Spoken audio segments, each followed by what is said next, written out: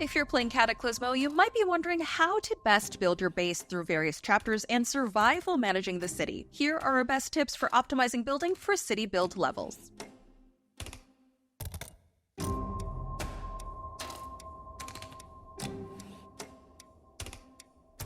The city build chapters are levels where you are required to survive up to 3 full night and day cycles. Your goal is to build a city that can generate enough materials and resources you need to defend your citadel. You'll want to start by establishing your resource farming points. Make sure your sawmills are positioned near heavily forested areas to get plentiful resources, and ensure that your quarries are located near big chunks of stone and mineral piles. In order to get workers for all of the resources you need, you'll have to establish shacks around your citadel to increase your population. Shacks can be built on top of stone, wood, or other buildings, so don't be afraid to put them down wherever you need and not just on the ground.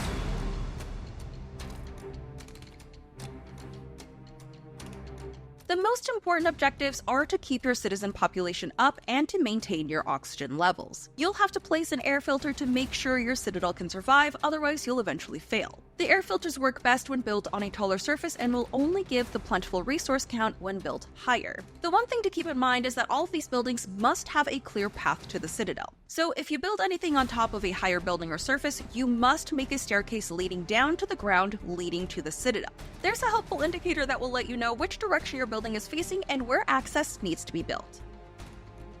If you're running out of space, we highly recommend using the spiral staircase pieces to use the least amount of space in your citadel. You'll want to put most of your buildings around the perimeter of your citadel and not outside near the mist, since enemies can and will come out from those points and destroy your buildings.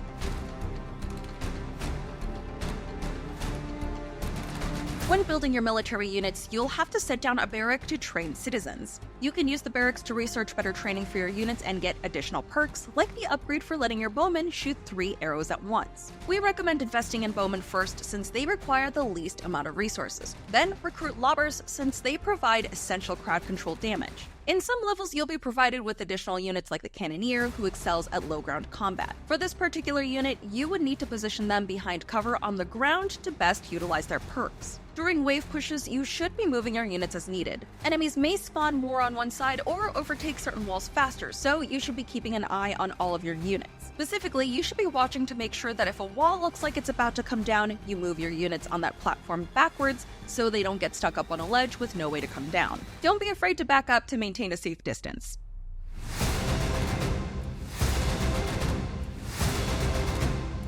Before you build any of your defenses, always make sure you pause the game to optimize your time before night falls. Building is always instant, even in pause mode, and this just saves you from wasting time and being unprepared before the horrors come. Unstable structures also stand when paused, giving you time to swap building materials you might need elsewhere. When you build your main walls, you'll want to build them at least 4 stacks high. The stone wall turns lighter to indicate your wall is now reinforced. Adding merlons or windows will give your units behind those bricks an additional range boost and an extra layer of reinforcement on that part of the wall. Just be aware that putting windows or merlons on the wall will render that wall block inaccessible, so in order to actually get the range bonus and station your units behind them, you will need to build a platform behind the reinforced wall on the same level to ensure your troops have enough room to stand. If you don't want that high of a wall, you can do a 3-stack wall topped with merlons or windows that will reinforce that wall, but it won't be as strong as if you built it as a 4-stack.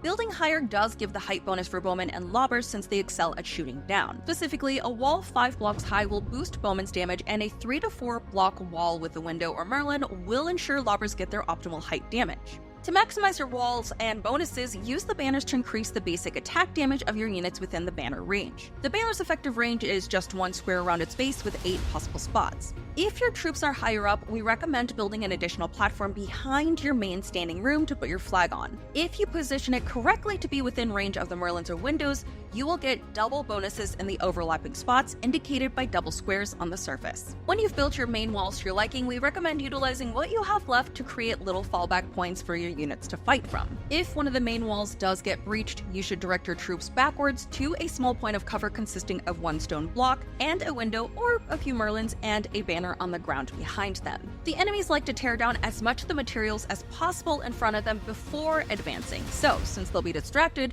your troops will be able to thin the crowd from this fallback point before the enemies ever advance to your citadel. We'd also recommend adding various stone blocks and spike traps out in front of your main walls so enemies will get slowed and damaged while your bowmen take out a majority of the enemies before reaching your wall.